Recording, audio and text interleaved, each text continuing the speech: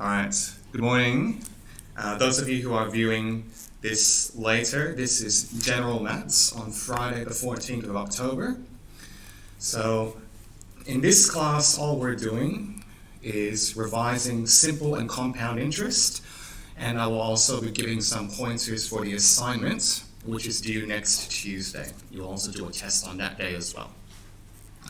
So I've got 3 worked examples to sort of help you get started on the assignment.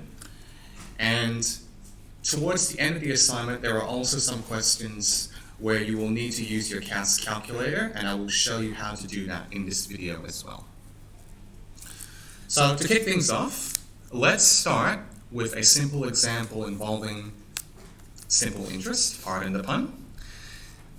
So let's say you open a bank account with $1,000 in there, and the bank gives you 4% simple interest per annum, and remember, annum just means per year. And the question that is asked is, how much do you have in the bank after A, 1 year, and B, 5 years? So, to get started, we need to recall the simple interest formula, and I will invite some participation from the live audience. What is the formula for simple interest? P times by T times by R times by T over 100. Okay, so I equals PRT over 100. So just one more time, so that we're all clear, what do the letters mean? P is principal, R is the rate, and then T is the time, or years. Yep, so T is the time in years, R is the interest rate, already in a percentage, so you don't need to use 0.04, you would just use 4 here, and principal is your starting amount. I is the amount of interest you have at the end. Now, are we solving for the amount of interest earned in this question? No. I want the amount of money in the bank, so that's the total amount. So another equation that will be useful to you is the following. We write this as capital A equals capital I plus capital P. I will expect you to know this on the test next week. So P again is your principal, your starting amount.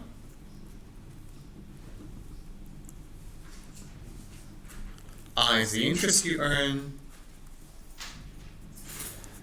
and A is your final amount. Okay? So, for example, if I have $1,000 in the bank, and I earn $200 of interest, then my final amount will just be the sum of the two, $1,200. Make sense? Okay, so let's do this question now. So what's our value of P going to be in this example? 1,000. R? 4. Alright, and so part A, we are investing in simple interest for 1 year. So what's the value of T going to be? 1. Yeah, time is in years, okay? So years, so T is going to be 1. So now that I've got P, R, and T, I can substitute this into the simple interest formula. I equals PRT on 100. 1,000 times 4 times 1 over 100. And that's $40. But $40 isn't our answer, because we want the final amount in the bank balance. So you need to do A equals I plus P, which is 1,000 plus 40, which gives you 1,040 in total. That would be your answer. Okay? Just very quickly, I'll do part B as well. So this time, we are investing for 5 years. So this time, you're going to use t equals 5 instead of t equals 1.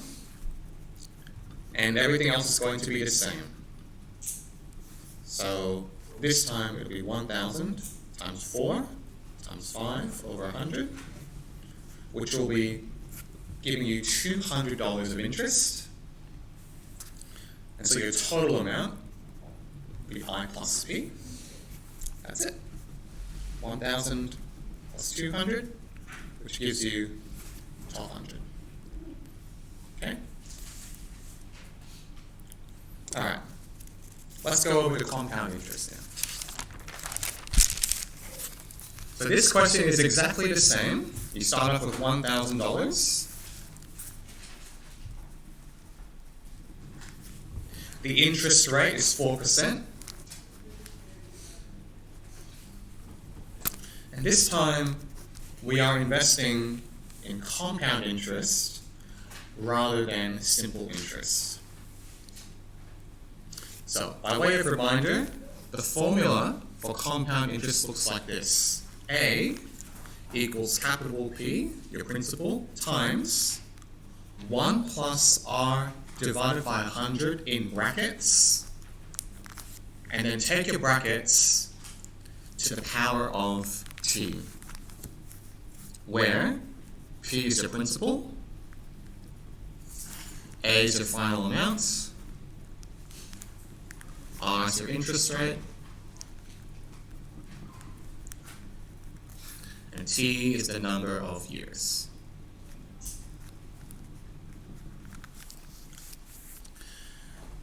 One difference I want to point out to you is that here, with compound interest, the formula is given for capital A, not I. So you're calculating the amount in the accounts, you're not calculating the amount of interest earned. Whereas when we looked at simple interest, notice that here, this formula gives you one for I, not A. Okay, so with simple interest, you need to add your interest to your principal to get your final amounts. When you're doing compound interest, you get your final amount straight away. So how could I get the amount of interest earned if that's all I wanted? If I didn't want the final amount, but I wanted the interest.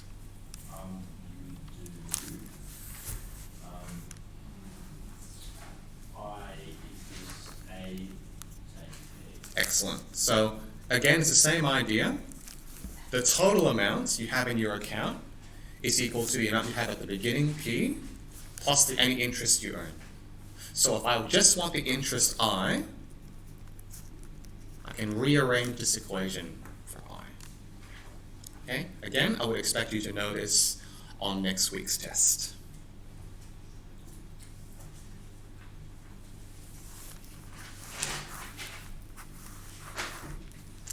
Okay, so now that we know what we're doing with this formula, it's actually quite simple. Just plug and chunk the numbers in, and it'll come out. So part A, time is going to be 1, because it's 1 year. And I've already annotated the values of P and R in the example there. So this time, the amount I have in the account, capital A, which is what I want, is going to be 1,000 times 1 plus 4 divided by 100, all to the power of 1. And if you do that, you'll get the following.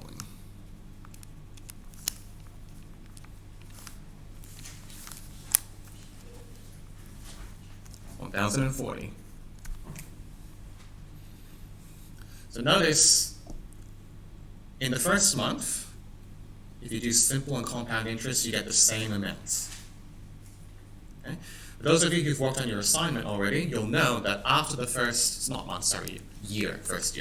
After the first year, compound interest gets better over time. So let's see what happens if we invest it for 5 years instead of 1 year. This time, I will change my value of t to 5, so the power in the compound interest formula will change to 5. And if I do this on my calculator,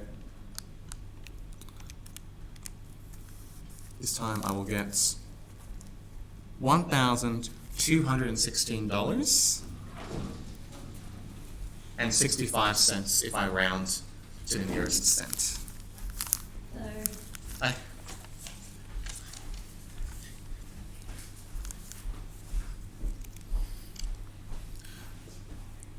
So how much did we get after 5 years if we use simple interest?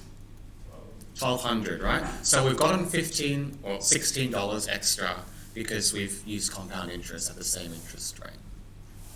Okay? So you should find something similar when you do your assignment. All right, one more thing and then we're done. So in this final question, same situation. You start off with $1,000 in the bank. So P is 1,000. You have an interest rate of 4%. R equals 4. And the question I'm asking this time is, how many years need to pass before I have $2,000 in the account? So this time I'm saying my final amount, A, is 2,000. And the question is, how many years? So I don't know what t is. I want to solve for it. Okay, so let me set this up for you. You know the compound interest equation. Looks like that. So let's chuck in the numbers that we already know. We already know A, we already know P, and we know R. So if I can solve this equation for t, I will know how long it takes to go from $1,000 to $2,000. Now, you do not need to solve this equation by hand. You need to study maths methods to know how. All we need to do in this class is use the solve function on our CAS calculator. So let me show you how to do this now. So if you've got your CAS, please get it out.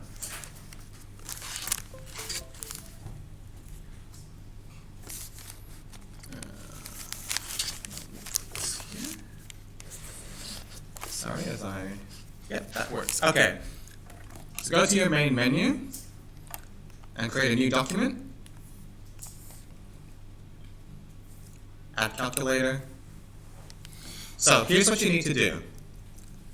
First, press menu and go to option number 3, which is algebra.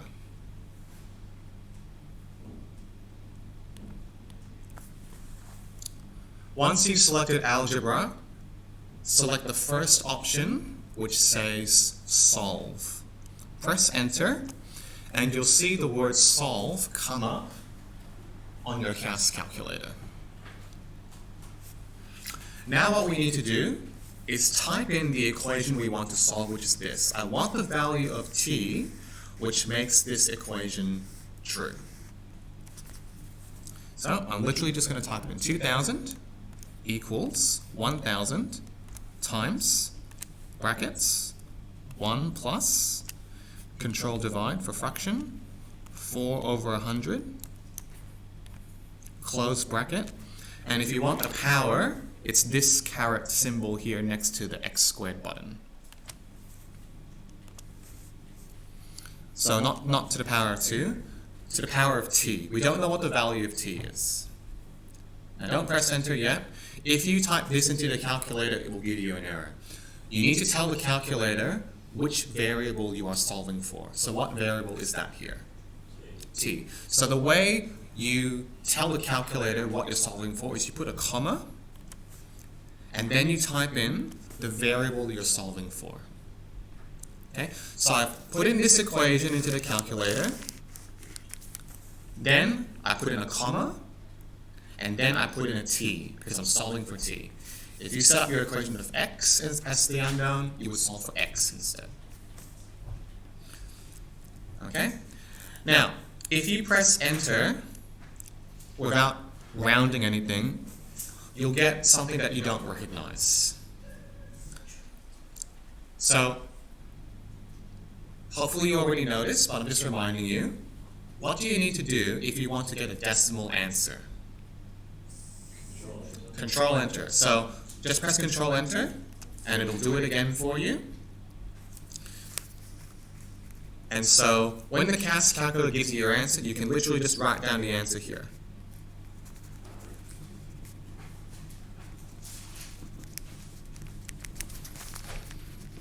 Solve on CAS. You just write that. I'm fine with that. Okay, so CAS calculator has given us an answer of 17.67 years. So how many years do I need to wait? Is it going to be 17 years to go over 2,000 or 18 years? Why is it 18? Yeah, 17 years is not enough. So a minimum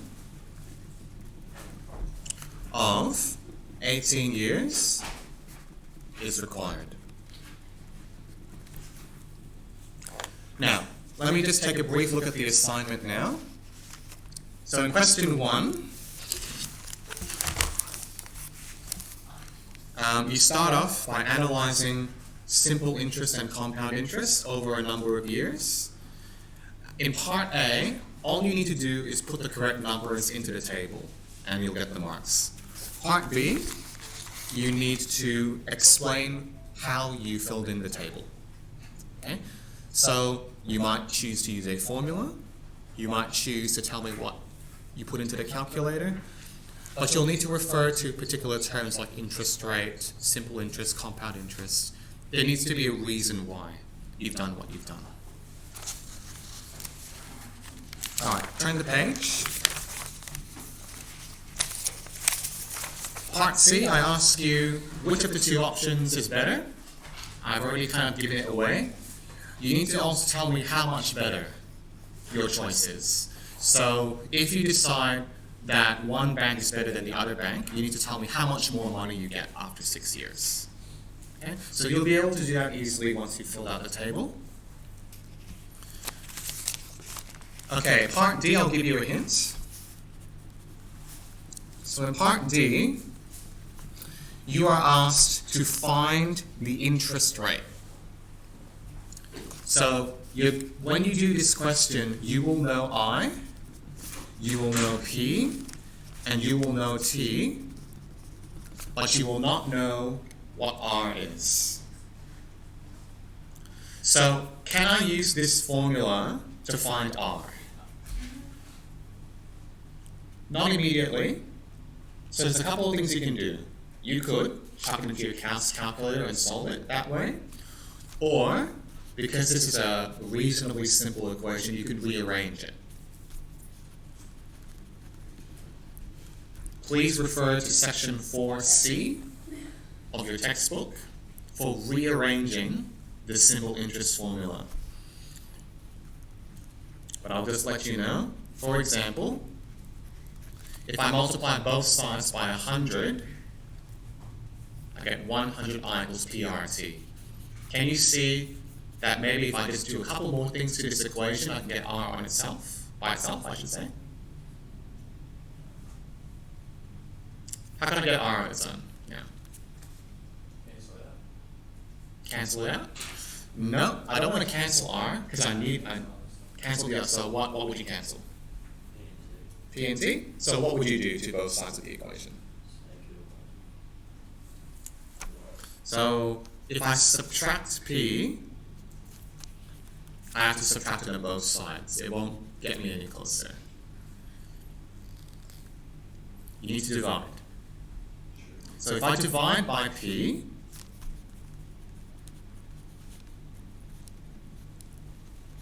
the P disappears on the right. And if you divide it by T, then it would be 100i over PT. Very nice. Okay, so originally I wanted you to figure this out yourself, but I've decided just to give you the formula. Okay, just to make your life a bit easier.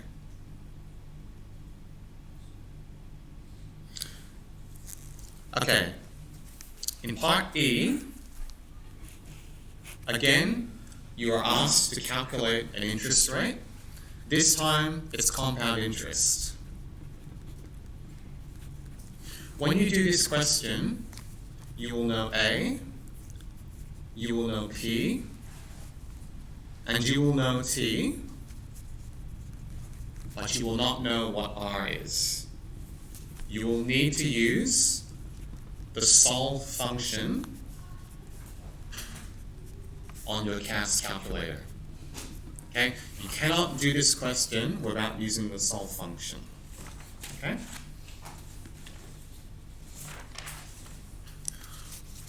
Part F is similar. When you do part F, you will know A, you will know P, this time you will know R, but you will not know what T is. So again, you will need to use the solve function on your CAS calculator.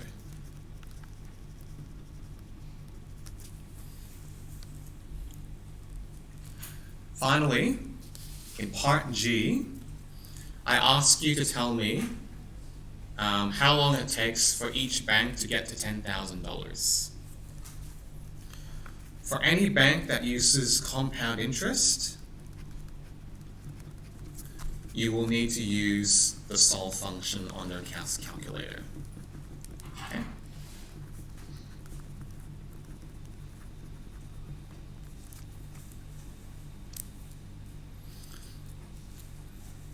Alright, I'll throw it open to the class now. Would you like to ask me any further questions about simple interest, compound interest, or how to do the assignment? What will we be doing for E? And then also E.